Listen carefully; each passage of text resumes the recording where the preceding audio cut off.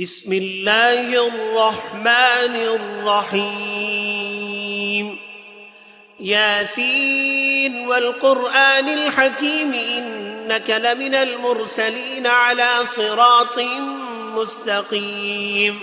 تنزيل العزيز الرحيم لتنذر قوما ما أنذر آباؤهم فهم غافلون لقد حق القول على أكثرهم فهم لا يؤمنون إنا جعلنا في أعناقهم أغلالا فهي إلى الأذقان فهم مقمحون وجعلنا من بين أيديهم سدا ومن خلفهم سدا فأغشيناهم فهم لا يبصرون وسواء عليهم أأنذرتهم أم لم تنذرهم لا يؤمنون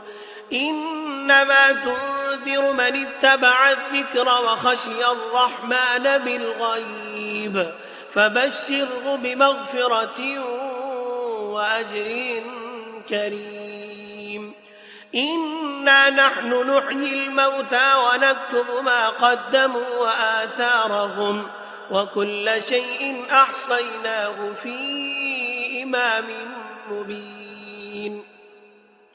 واضرب لهم مثلا أصحاب القرية إذ جاءها المرسلون إذ أرسلنا إليهم 2 فكذبوهما فعززنا بثالث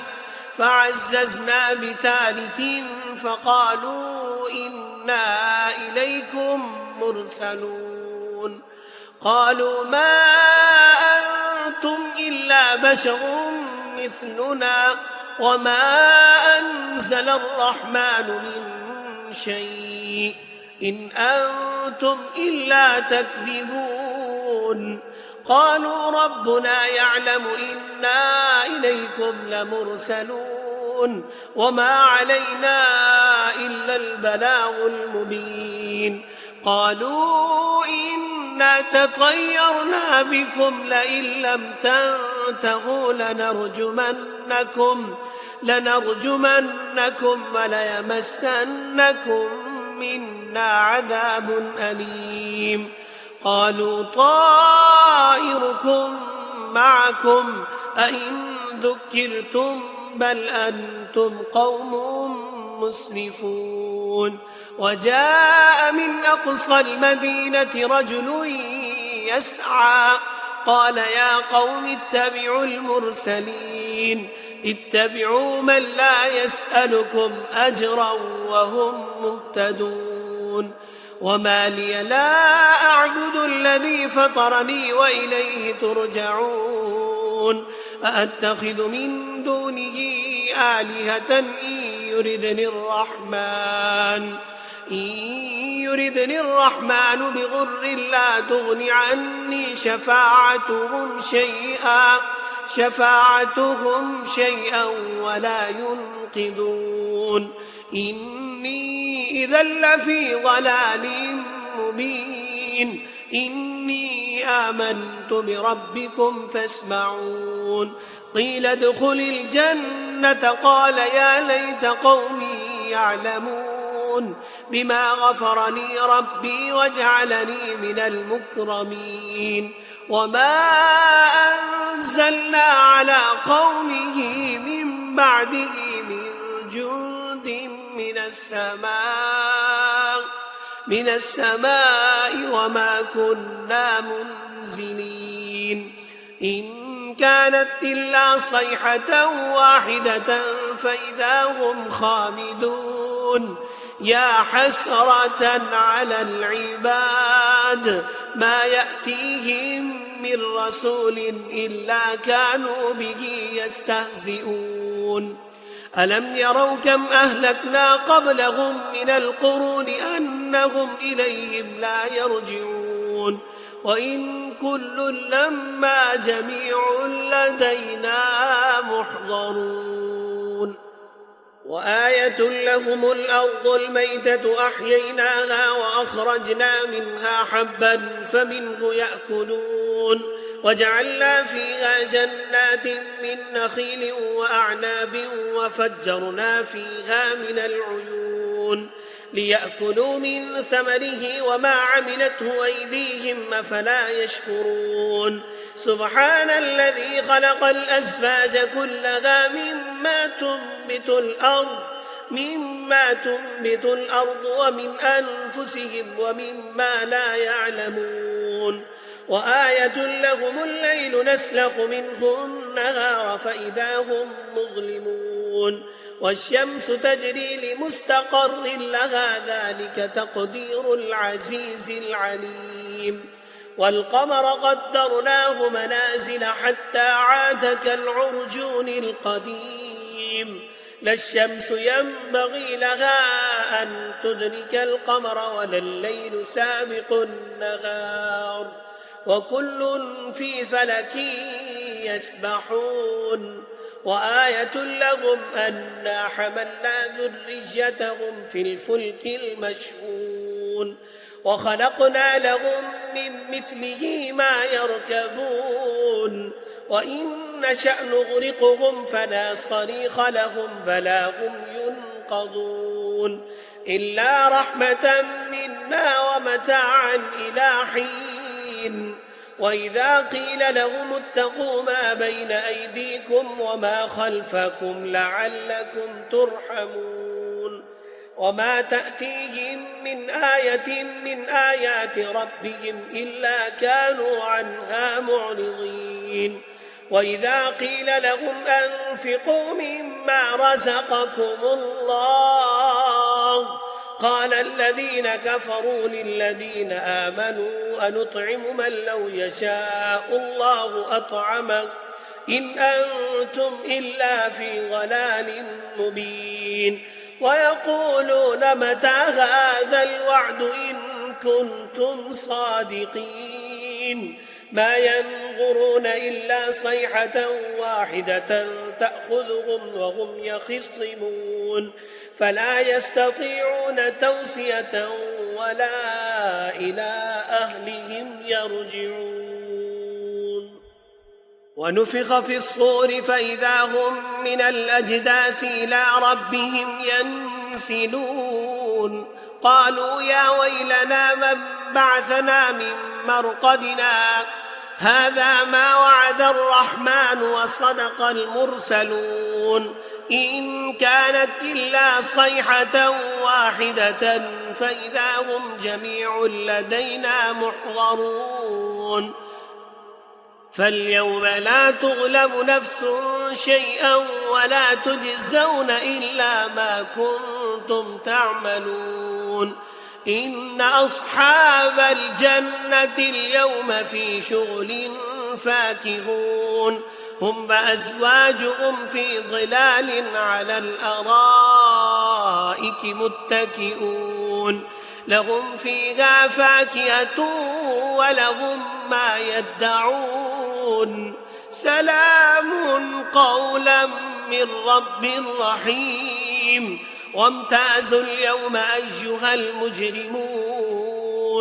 ألم أعهد إليكم يا بني آدم ألا تعبدوا الشيطان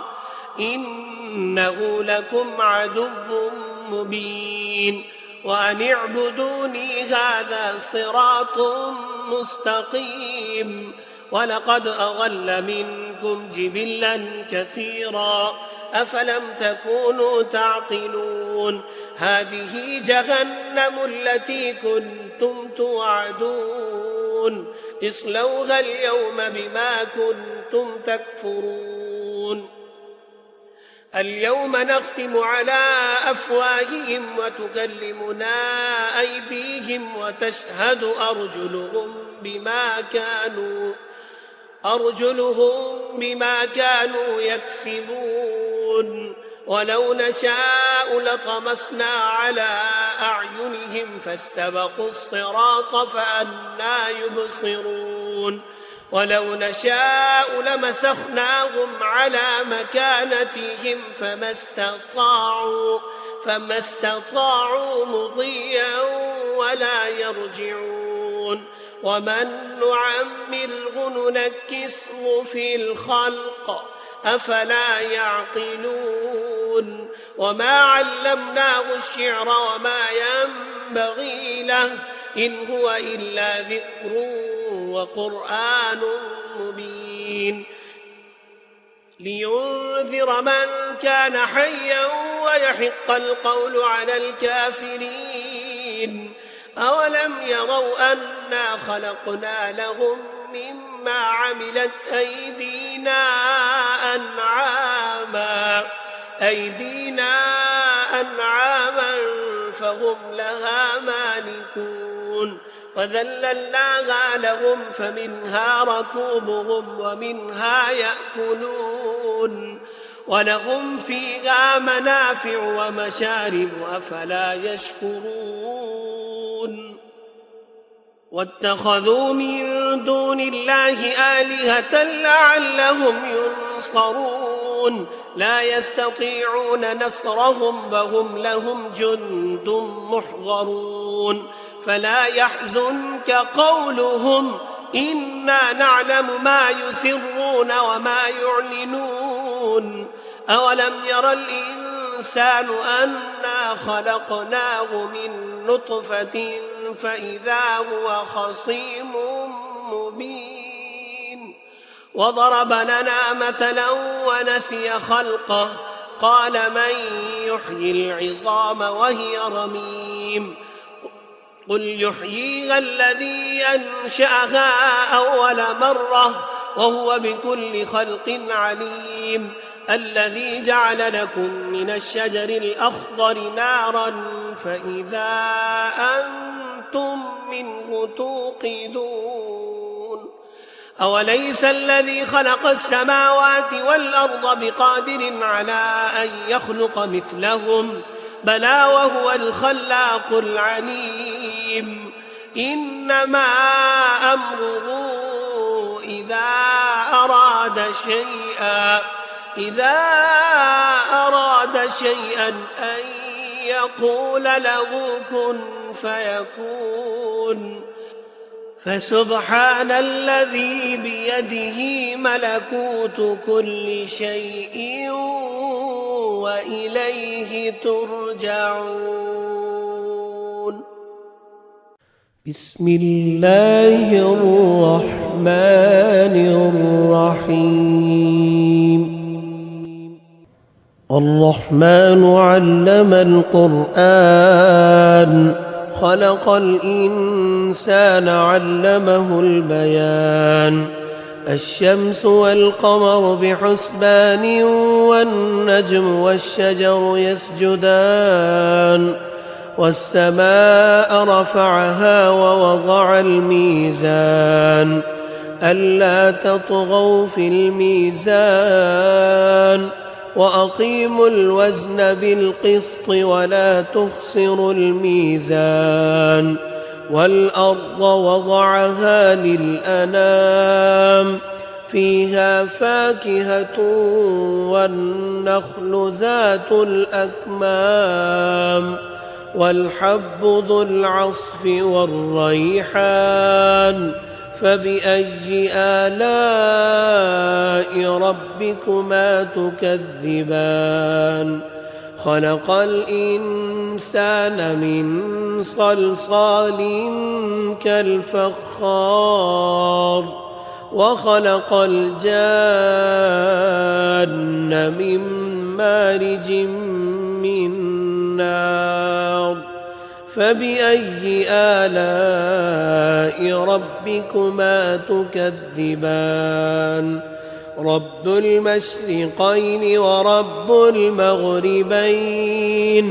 فبأي آلاء ربكما تكذبان مرج البحرين يلتقيان بينهما برزخ لا يبغيان فبأي آلاء ربكما تكذبان يخرج منهما اللؤلؤ والمرجان فبأي آلاء ربكما تكذبان وله الجوار المنشآت في البحر كالأعلام فبأي آلاء ربكما تكذبان كل من عليها فان ويبقى وجه ربك ذو الجلال والإكرام فبأي آلاء ربكما تكذبان يسأله من في السماوات والأرض كل يوم هو في شأن فبأي آلاء ربكما تكذبان سنفرغ لكم أيها الثقلان فبأي آلاء ربكما تكذبان يا معشر الجن والإنس إن استطعتم أن تنفضوا من أقطار السماوات والأرض فانفضوا لا تنفضون إلا بسلطان فبأي آلاء ربكما تكذبان يرسل عليكما شواظ من نار ونحاس فلا تنتصران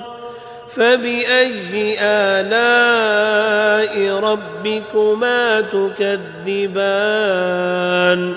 فإذا انشقت السماء فكانت وردة كالدهان فبأي آلاء ربكما تكذبان فيومئذ لا يسأل عن ذنبه إنس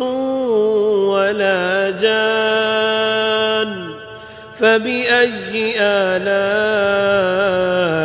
ربكما تكذبان يعرف المجرمون بسيماهم فيؤخذ بالنواصي والأقدام فبأي آلاء ربكما تكذبان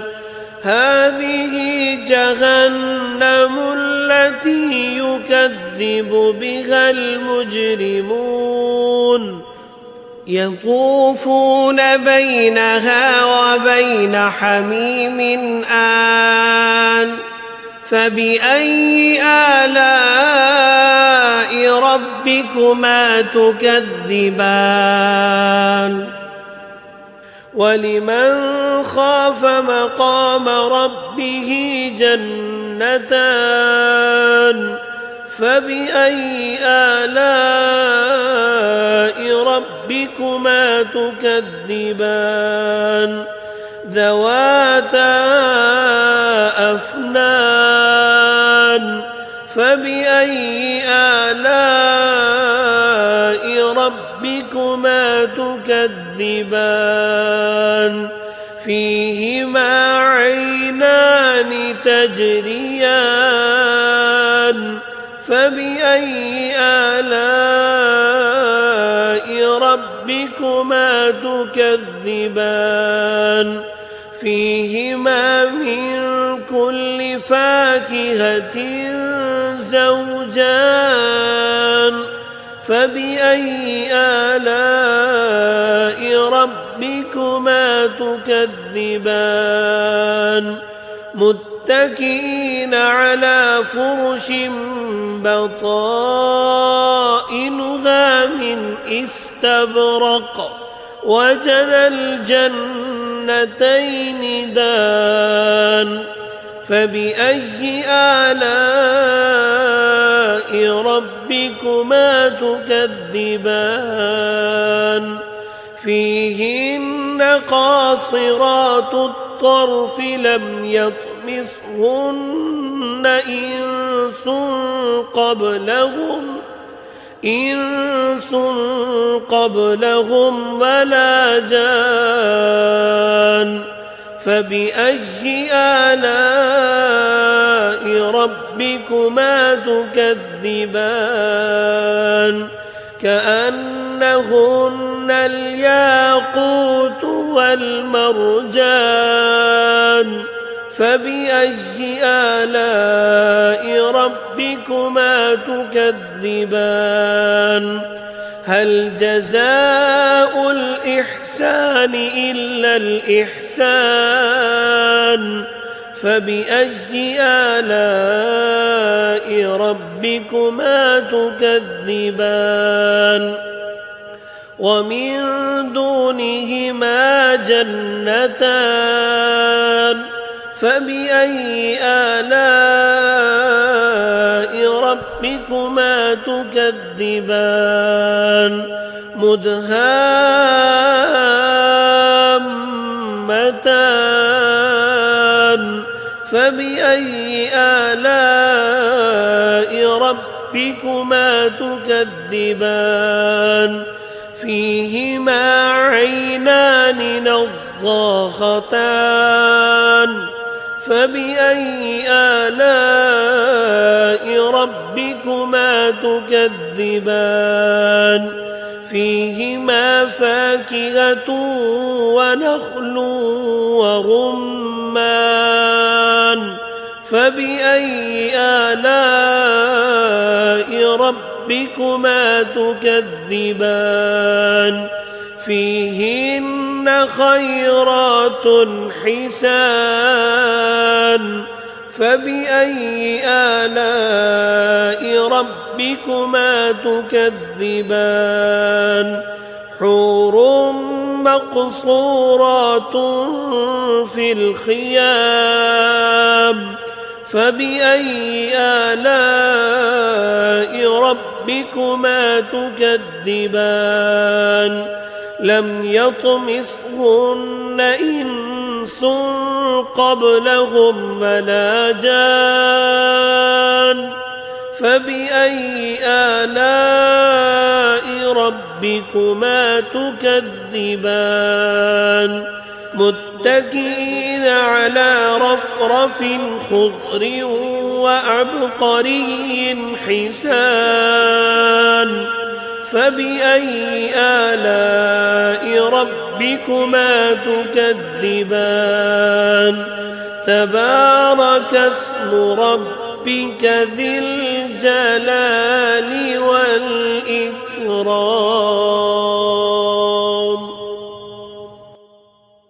بسم الله الرحمن الرحيم إذا وقعت الواقعة ليس لوقعتها كاذبة خافضة رافعة إذا رجت الأرض رجا وبست الجبال بسا فكانت هباء منبثا وكنتم أزواجا ثلاثا فأصحاب الميمنة ما أصحاب الميمنة وأصحاب المشأمة ما أصحاب المشأمة والسابقون السابقون أولئك المقربون في جنات النعيم ثلة من الأولين وقليل من الآخرين على سرر موضونة متكئين عليها متقابلين يطوف عليهم ولدان مخلدون بأكواب وأباريق وكأس من معين لا يصدعون عنها ولا ينزفون وفاكهة مما يتخيرون ولحم طير مما يشتهون وحور عين كأمثال اللؤلؤ المكنون جزاء بما كانوا يعملون لا يسمعون فيها لغوا ولا تأثيما إلا قيلا سلاما سلاما وأصحاب اليمين ما أصحاب اليمين في سدر مخضود وطلح منضود وظل ممدود وماء مسكوب وفاكهة كثيرة لا مقطوعة ولا ممنوعة وفرش مرفوعة إنا أنشأناهن إنشاء فجعلناهن أبكارا عربا أترابا لأصحاب اليمين ثلة من الأولين وثلة من الآخرين وأصحاب الشمال ما أصحاب الشمال في سموم وحميم وظل من يحموم لا بارد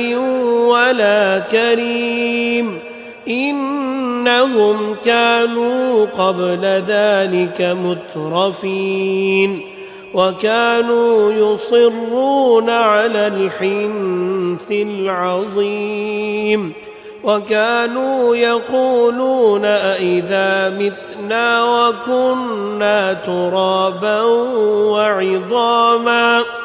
وكنا ترابا وعظاما أئنا لمبعوثون أو آباؤنا الأولون قل إن الأولين والآخرين لمجموعون إلى ميقات يوم معلوم ثم إنكم أيها الضالون المكذبون لآكلون من شجر من زقوم فمالئون منها البطون فشاربون عليه من الحميم فشاربون شرب الهيم هذا نزلهم يوم الدين نحن خلقناكم فلولا تصدقون أفرأيتم ما تمنون أأنتم تخلقونه أم نحن الخالقون نحن قدرنا بينكم الموت وما نحن بمسبوقين على أن نبدل أمثالكم وننشئكم فيما لا تعلمون ولقد علمتم النشأة الأولى فلولا تذكرون أفرأيتم ما تحرثون أأنتم تزرعونه أم نحن الزارعون لو نشاء لجعلناه حطاما فظلتم تفكهون إنا لمغرمون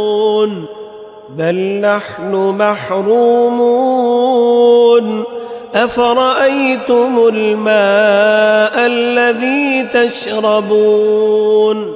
أأنتم أنزلتموه من المزن أم نحن المنزلون لو نشاء جعلناه أجاجا فلولا تشكرون أفرأيتم النار التي تورون أأنتم أنشأتم شجرتها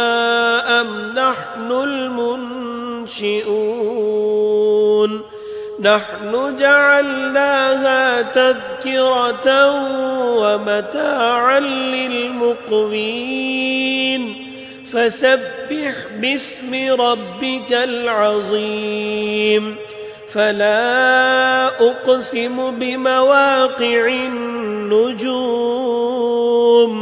وإنه لقسم لو تعلمون عظيم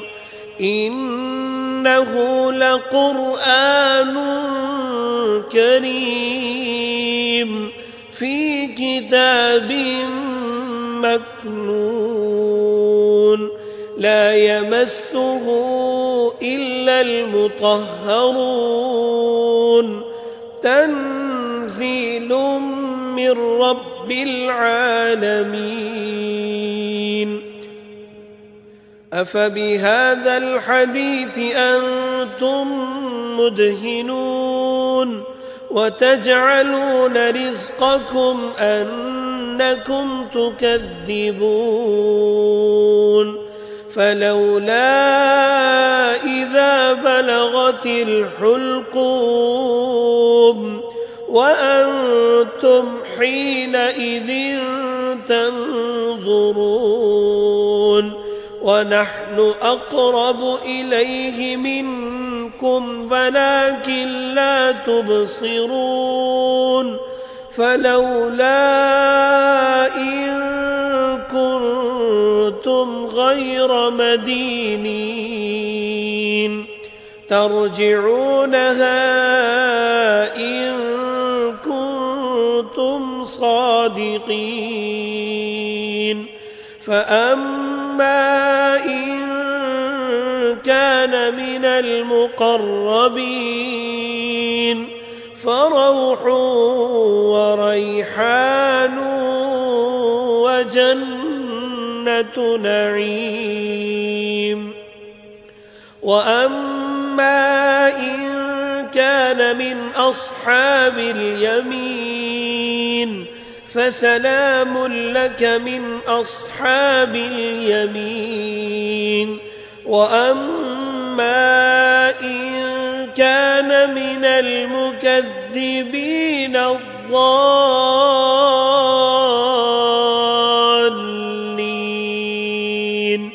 فنزل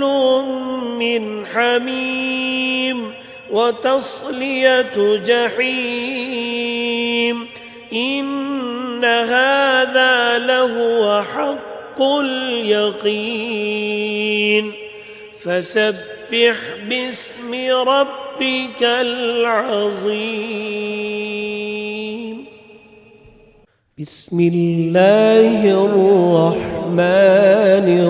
الرحيم تبارك الذي بيده الملك وهو على كل شيء قدير الذي خلق الموت والحياة ليبلوكم أيكم أحسن عملا وهو العزيز الغفور الذي خلق 7 سماوات طباقا ما ترى في خلق الرحمن من تفاوت فارجع البصر هل ترى من فطور ثم ارجع البصر كرتين ينقلب إليك البصر خاسئا وهو حسير ولقد زينا السماء الدنيا بمصابيح وجعلناها رجوما للشياطين وأعتدنا لهم عذاب السعير وللذين كفروا بربهم عذاب جهنم وبئس المصير إذا ألقوا فيها سمعوا لها شهيقا وهي تفور تكاد تميز من الغيظ كلما ألقي فيها فوج سألهم خزنتها ألم يأتكم نذير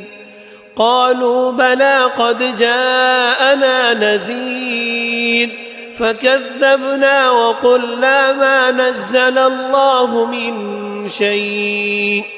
إن أنتم إلا في ضلال كبير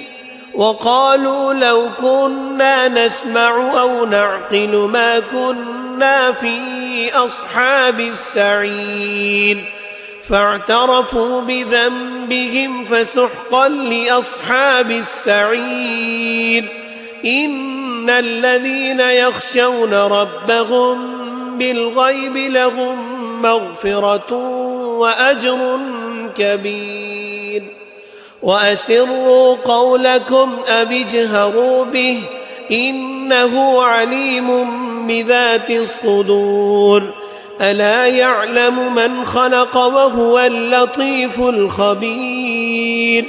هو الذي جعل لكم الأرض ذلولا فامشوا في مناكبها وكلوا من رزقه وإليه النشور أأمنتم من في السماء أن يخسف بكم الأرض فإذا هي تمور أم أمنتم من في السماء أن يرسل عليكم حاصبا فستعلمون كيف نذير ولقد كذب الذين من قبلهم فكيف كان نكير أولم يروا إلى الطير فوقهم صافات ويقبض ما يمسكهن إلا الرحمن إنه بكل شيء بصير أمن هذا الذي هو جند لكم ينصركم من دون الرحمن إن الكافرون إلا في غرور أمن هذا الذي يرزقكم إن أمسك رزقه بل لجوا في عتو ونفور أفمن يمشي مكبا على وجهه أهدى أمن يمشي سبيا على صراط مستقيم قل هو الذي أنشأكم وجعل لكم السمع والأبصار والأفئدة قليلا ما تشكرون قل هو الذي ذرأكم في الأرض وإليه تحشرون ويقولون متى هذا الوعد إن كنتم صادقين قل إنما العلم عند الله وإنما أنا نذير مبين فلما رأوه زلفة سيئت وجوه الذين كفروا وقيل هذا الذي كنتم به تدعون قل أرأيتم إن أهلكني الله ومن معي أو رحمنا فمن يجير الكافرين من عذاب أليم قل هو الرحمن آمنا به وعليه توكلنا فستعلمون من هو في ضلال مبين قل أرأيتم إن أصبح ماؤكم غورا فمن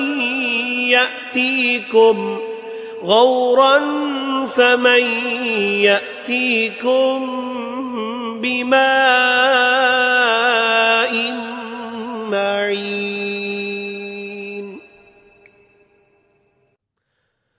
بسم الله الرحمن الرحيم يا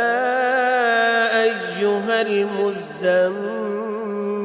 قم الليل إلا قليلا نصفه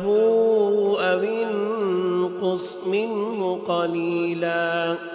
أو زد عليه ورتل القرآن ترتيلا إنا سنلقي عليك قولا ثقيلا إن ناشئة الليل هي أشد وطئا وأقوم قيلا إن لك في النهار سبحا طويلا واذكر اسم ربك وتبتل إليه تبتيلا رب المشرق والمغرب لا إله إلا هو فاتخذه وكيلا واصبر على ما يقولون واهجرهم هجرا جميلا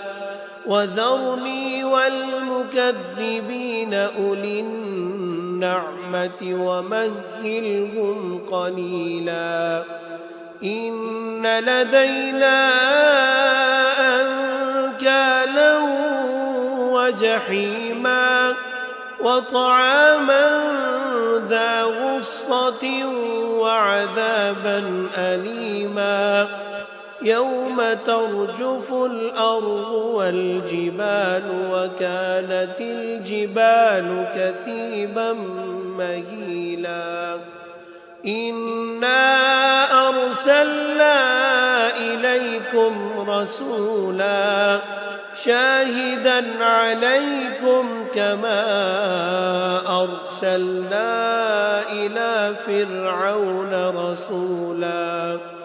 فعصى فرعون الرسول فأخذناه أخذا وبيلا فكيف تتقون إن كفرتم يوما يجعل البلدان شيبا السماء منفطر به كان وعده مفعولا إن هذه تذكرة فمن شاء اتخذ إلى ربه سبيلا إن ربك يعلم أنك تقوم أدنى من ثلثي الليل ونصفه وثلثه وطائفة من الذين معك والله يقدر الليل والنهار علم أن لن تحصوه فتاب عليكم فاقرؤوا ما تيسر من القرآن علم أن سيكون منكم مرضى وآخرون يضربون في الأرض يبتغون من فضل الله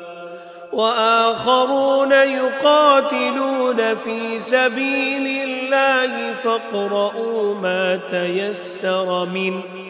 وأقيموا الصلاة وآتوا الزكاة وأقرضوا الله قرضا حسنا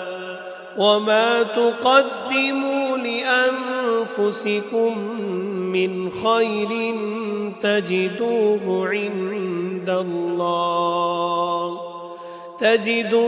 عند الله هو خيرا وأعظم أجرا واستغفروا الله إن الله غفور رحيم. بسم الله الرحمن الرحيم. الله لا إله إلا هو الحي القيوم لا تأخذه سنة ولا نوم له ما في السماوات وما في الأرض من ذا الذي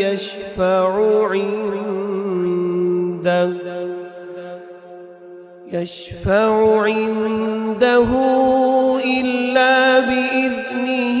يعلم ما بين أيديهم وما خلفهم ولا يحيطون بشيء من علمه إلا بما شاء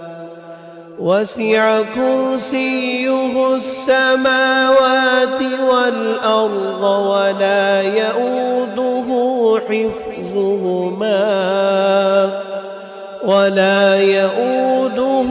حفظهما وهو العلي العظيم.